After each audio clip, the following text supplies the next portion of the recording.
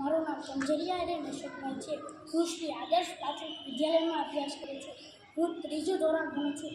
મને અહીંયા લખવાની, રમવાની, વિવિધ પ્રવૃત્તિઓ કરવાની ખૂબ જ મજા પડે છે। અમે અહીંયા અમારા આચાર્ય અને સુપરવાઇઝર સર ખૂબ સરસ માર્ગદર્શન આપે છે। અમે અહીંયા આખું વર્ષ ઘણી બધી પ્રવૃત્તિઓ કરી આ રહી તેની જરૂર।